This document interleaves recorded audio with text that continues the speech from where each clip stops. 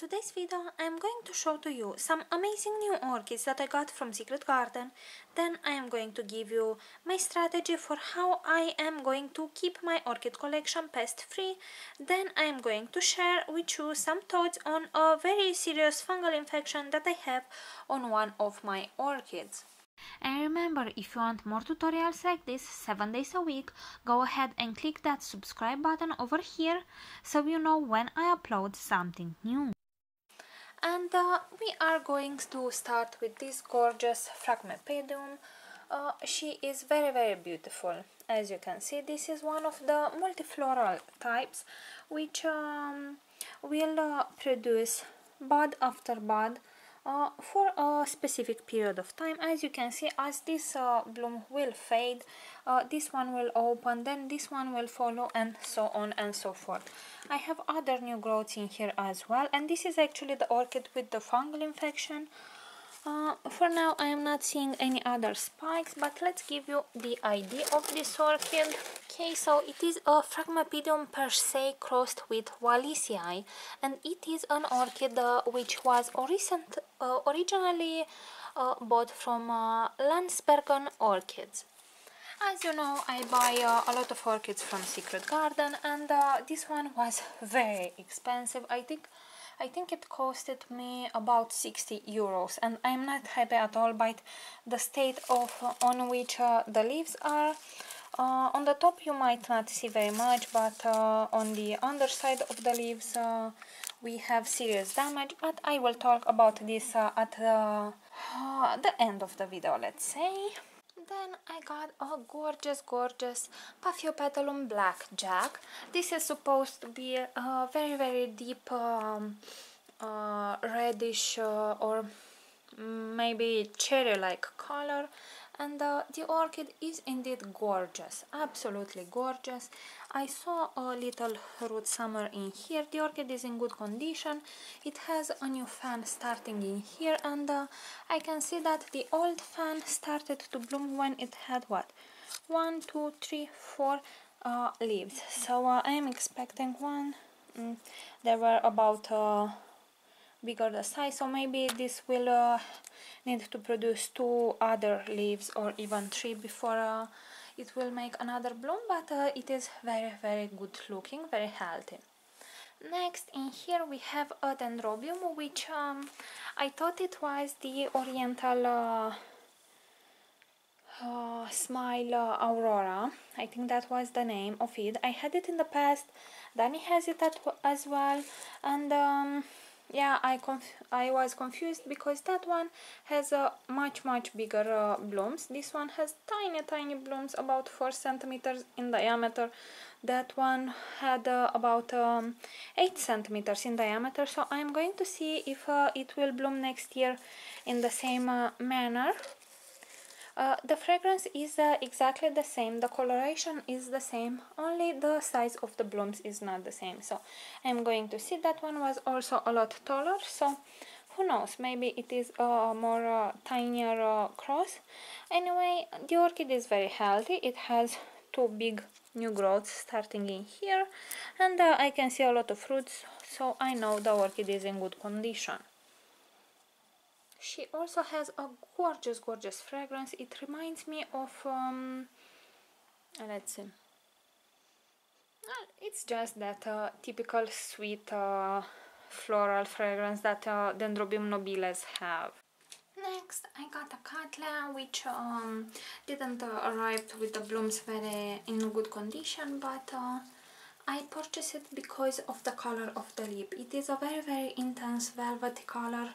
Unfortunately, I do not know if it is fragrant or not. I could not sense anything when I have purchased it, so I will actually try to put a picture, a pop-up with the bloom when it was looking a bit better. The orchid, again, very healthy, has here a new growth, which of course won't bloom, but it has a good root system. It has about 1, 2, 3 directions of growth. Here she has a roots starting to grow, or 2, 3. I think the medium is a bit decomposed because I see the roots don't like it. And here I have a new growth starting, so this one will get repotted very soon because She is in good condition for that. And in here I have a gorgeous Miltonia hybrid. This is a Miltonia Honolulu crossed with stand something. Anyway, she is very healthy. Here I have some leaves that were cut. I think this orchid suffers from a sort of a bacterial infection, but I will see. The new growths are looking very good, and I also have more spikes coming, so from each growth I have at least one more spike coming. That is very exciting. The bloom has a very deep purple magenta color, and for now I don't feel any fragrance, but I really love the color. This one is fading and this one is just freshly opened. The color is somewhere in between, even more intense I think than this. So yeah, it is healthy, it has a ton of fruits. I think it suffers from a sort of an infection on the leaves, but I will do my best to stop that from advancing.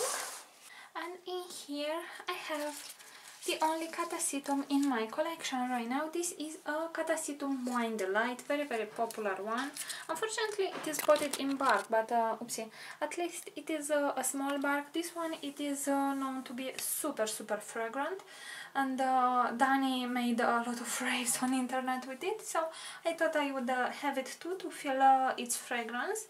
The new growth is quite large, but she will get repotted into my preferred culture soon.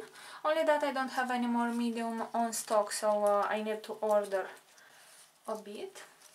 Yeah, and you see she kind of have some has some markings on the leaves. This is not a disease. It is because this orchids, the Catasetum orchids, all of them are very known to produce a lot of happy sap when they are growing, because they grow so fast. In bark medium, this orchid should be watered every single day basically in the summer, so she will go into semi-hydro or into water culture, I will think, and see exactly what I will do at the right time. Let's talk about this fungal ugly disease. We can see that basically all the older leaves look very infected. Here is a close-up.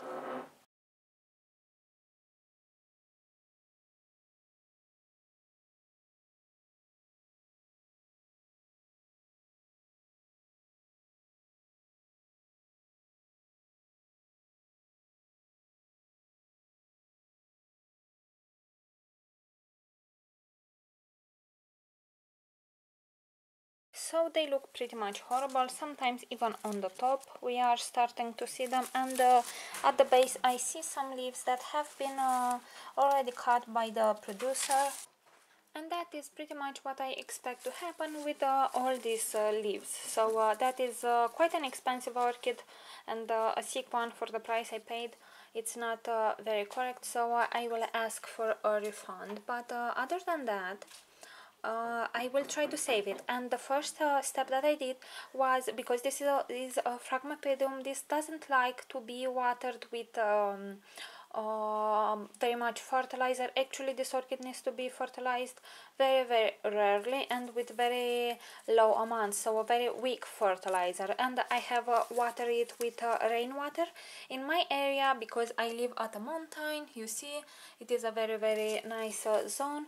The air is very clean, so the rain is also very clean. So my rainwater is at about 0.03 ppm.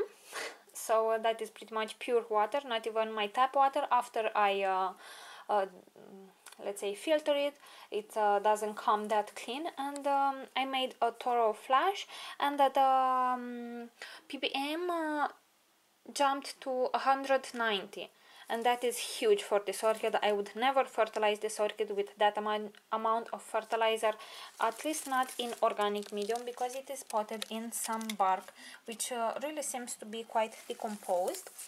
And yeah, I think this is the cause, because the medium, I will actually try to show you a piece of bark. The medium seems very decomposed. I think it can raise the pH that much that the, look how easy it breaks, and it also smells. This orchid also needs to be kept in constant moisture, so we will always have water on her tray. I think the medium is very decomposed. At this stage it will only raise the pH and raise the ppm and drop the pH too much to a very acidic level, and that is not good at all for this particular orchid. We can see her leaves don't react at all good. For now I have other zygopetalums which suffer from a weird fungal disease on their leaves, and to stop advancing I have found out that spraying the leaves with let's try to find the solution, because I have a book or somewhere where I keep my notes. Just a second. So spraying the leaves with 5 milliliters of Physan on 10 liters of water really helps the infection stop, but as soon as 3 to 4 weeks pass, the infection will start to progress. So after I have sprayed this orchid with a pesticide, or 2 actually, I have sprayed the orchid, of course after it dried. I have sprayed it with Physan 20, and hopefully that will stop the infection from progressing until I can work with the orchid. The next step will be to remove it from its pot and put it in something else, and I will find a better medium which is more suited for the orchid. But this is my first Phragmipedium, and until then I just want to keep it stable and research a little bit more. So that is what I am doing right now. I will search also for bactericide and fungicide, but as a powder, which is very effective, not at Physan but a systemic one, which will be effective for 3 or 4 months, so I can slowly start to save this orchid. I will also try to use this spray to help the orchid a bit. This is a spray especially designed for orchids from Dr. Soil, and it is supposed to strengthen up the plant. And it is based on some soap tree, or I'm not even sure how to translate that in English.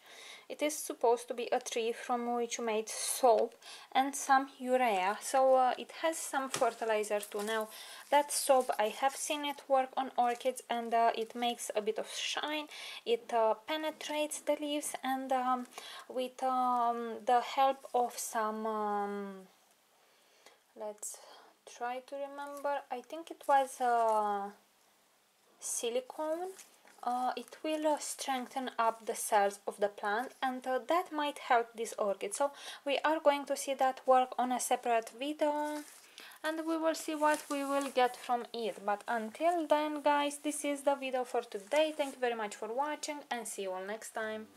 Bye!